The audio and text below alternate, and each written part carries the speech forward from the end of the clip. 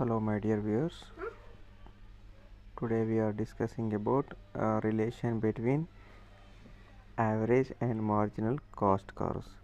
Okay, the relationship between the marginal cost and average cost is the same that between any other marginal average quantities. When marginal cost is less than average cost fails, and when marginal cost is greater than average cost rises. So ఇక్కడ మనం ఈరోజు average cost and marginal cost curves concept గురించి మనం ఇక్కడ తెలుసుకోవడం జరుగుతుందన్నమాట. So ఈ కాన్సెప్ట్లో మనము యావరేజ్ కాస్ట్ అండ్ మార్జినల్ కాస్ట్కి ఉన్నటువంటి రిలేషన్ ఏ విధంగా ఉంటుందనేది మనం క్లియర్గా చెప్పుకోవచ్చు. అదేవిధంగా ఎప్పుడైతే మార్జినల్ కాస్ట్ అనేది యావరేజ్ కాస్ట్ కన్నా తక్కువ ఉంటుందో అప్పుడు ఆటోమేటికల్లీ యావరేజ్ కాస్ట్ అనేది తక్కువ ఉండడం అని, అదేవిధంగా ఈ మార్జినల్ కాస్ట్ అనేది యావరేజ్ కాస్ట్ కన్నా ఎక్కువ ఉంటుంటే అప్పుడు యావరేజ్ కాస్ట్ అనేది పెరుగుతుందనే విషయాన్ని మనం ఇందులో గమనించడం జరుగుతుంది. సో ఈ సిద్ధాంతానికి కొన్ని కండిషన్స్ అనేవి మనం అప్లై చేయాల్సి ఉంటుంది. అవేంటిది అనేది ఒకసారి చూద్దాం.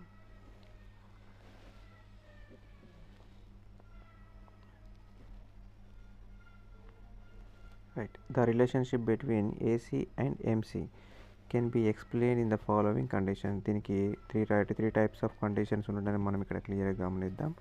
So at first means initial time AC and MC moves downward, here AC is falling, MC is below the AC. So ఇక్కడ ఫస్ట్ కండిషన్లో ఫస్ట్ ఇనిషియల్ టైం అంటే ఫస్ట్ అన్నమాట. ఫస్ట్లో ఏసీ అండ్ ఎంసీ కర్వ్స్ అనేవి మూవ్ డౌన్వర్డ్ అంటే కిందికి రావడం జరుగుతుంది. ఆ తర్వాత ఇక్కడ ఏసీ అనేది డౌన్ అవ్వడం జరుగుతుంది. అదేవిధంగా MC is below the AC అంటే ఇక్కడ ఏసీ అండ్ ఎంసీ కర్వ్స్ అనేవి ఈ విధంగా కిందికి వస్తూ ఒకదాని వెనుక మరొకటి ఉండడం జరుగుతుంది అన్నమాట. So AC is falling, MC is below the AC. MC అనేది ఏసీ కంటే బిలోగా ఉంటుందన్నమాట. అంటే ఈ విధంగా ఇది ఎంసీ, అదేవిధంగా ఈ ఏసీ ఈ విధంగా ఉంటుందని చెప్పడం జరుగుతుంది అన్నమాట. అండ్ సెకండ్ కండిషన్లో later MC cuts AC at minimum point. తర్వాత ఎంసీ కర్వ్ అనేది ఏసీ కర్వ్ని ఖండించడం జరుగుతుంది అన్నమాట. At this point AC is equal to MC. దీని దగ్గర AC is equal to MC, AC is equal to ఎంసీగా ఉండడం అనేది మనం గమనించడం జరుగుతుంది. చూద్దాం. Finally both AC and MC curves upward direction అంటే ఫైనల్లీ ఆ టూ కర్వ్స్ అనేవి ఈ విధంగా పైకి వెళ్ళడం అనేది జరుగుతుంది అన్నమాట. So AC is rising, MC is above the AC. So AC కూడా పెరగడం జరుగుతుంది, అదేవిధంగా ఎంసీ అనేది ఏసీ కంటే ఎక్కువగా ఉంటుంది. So the above relation between AC and MC can be explained by using the following diagram. మన డయాగ్రామ్ ఆధారంగా ఒకసారి ఏ విధంగా ఉంటాయో ఈ కండిషన్స్ అప్లై చేస్తూ డయాగ్రామ్ డ్రా చేసుకోవడం జరుగుతుంది. చూద్దాం ఒకసారి. సో ఈ డయాగ్రామ్లో మనం క్లియర్గా గమనించవచ్చు. ఓఎక్స్ యాక్సిస్ పైన అవుట్పుట్, అదేవిధంగా ఓవై యాక్సిస్ పైన మనము కాస్ట్ తీసుకోవడం జరిగింది. సో డయాగ్రామ్లో ఏసీ అండ్ ఎంసీ కర్వ్స్ని క్లియర్గా మనం మెన్షన్ చేసుకోవడం జరిగింది. ఇక్కడ ఎం అనే పాయింట్ మనం ఈక్విలిబ్రియం తీసుకున్నాం. AC means average cost, MC means marginal cost, and ఈ ఎం అంటే ఈక్విలిబ్రియం పాయింట్ అన్నమాట. So according to our conditions, number 1 condition is at first AC and MC move downward. So ఇక్కడ ఏసీ అండ్ ఎంసీ కర్వ్స్ అనేవి రెండు కూడా కిందికి downward రావడం జరిగిందన్నమాట. అదే సమయంలో AC is falling, MC is below the AC. So AC అనేది కూడా ఈ విధంగా డౌన్ అవ్వడం జరుగుతుంది. అప్పుడు ఎంసీ అనేది ఈ విధంగా ఏసీకి కింద ఉండడం జరుగుతుంది. ఓకే. అండ్ సెకండ్ పాయింట్లో MC cuts AC it minimum point అంటే ఎంసీ అనేది ఏసీని ఖండించడం జరుగుతుంది ఈ పాయింట్ దగ్గర. సో ఎం అనే పాయింట్ దగ్గర సో ఖండించడం జరుగుతుందని చెప్పడం జరిగింది. At this point AC is equal to MC. ఈ పాయింట్ దగ్గర AC is equal to MC అని మనం భావించడం జరుగుతుంది అన్నమాట. Okay. And third point finally both AC and MC move upward. So తర్వాత ఫైనల్గా ఏమవుతుందంటే ఏసీ మరియు ఎంసీ కర్వ్స్ రెండు కూడా అప్వర్డ్ స్లోప్లో ఉంటుందన్నమాట. సో ఇదే సమయంలో ఏసీ ఈజ్ రైజింగ్, ఏసీ అనేది పెరుగుతూ ఉంటుంది. అదేవిధంగా MC is above the AC. So AC అనేది ఈ విధంగా పెరుగుతూ ఉంటుంది. ఆ తర్వాత ఎంసీ అనేది ఏసీ కంటే పైన పెరుగుతూ ఉంటుంది అన్నమాట.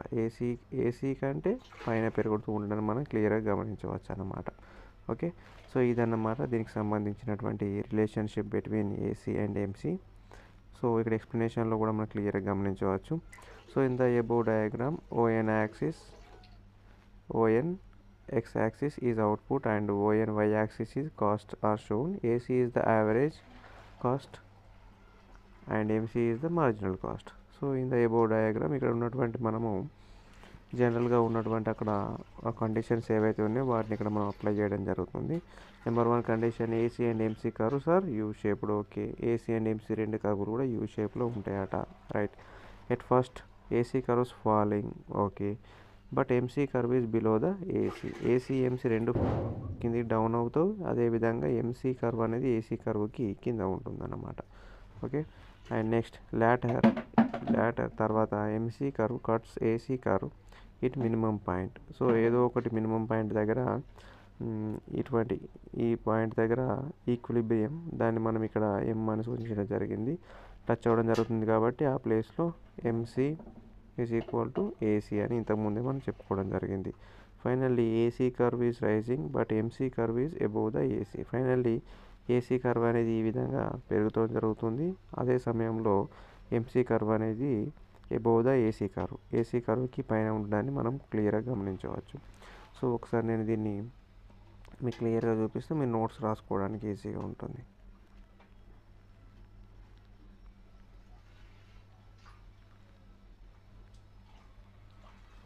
Thank you for watching my video. So ఈ కాన్సెప్ట్ అనేది మనకు BA తర్వాత ఇంటిగ్రేటెడ్ BA/BEd స్టూడెంట్స్కి మైక్రో ఎకనామిక్స్లో చాలా ఉపయోగకరంగా ఉంటుంది. మనకి ఇది లాంగ్ టైం క్వశ్చన్లో కానీ షార్ట్ టైప్ క్వశ్చన్లో వచ్చినప్పుడైనా మనం ఈజీగా రాసేయచ్చు. సో ఈ క్వశ్చన్కి సంబంధించినటువంటి ఆన్సర్లో కేవలం ఇక్కడ ఉన్నటువంటి 3 కండిషన్స్ని మనం గుర్తుంచుకున్నట్లయితే మనం డయాగ్రామ్ కానీ ఆ డయాగ్రామ్కి ఉన్నటువంటి ఎక్స్ప్లెనేషన్ కానీ ఈజీగా మనం రాయగలుగుతాం.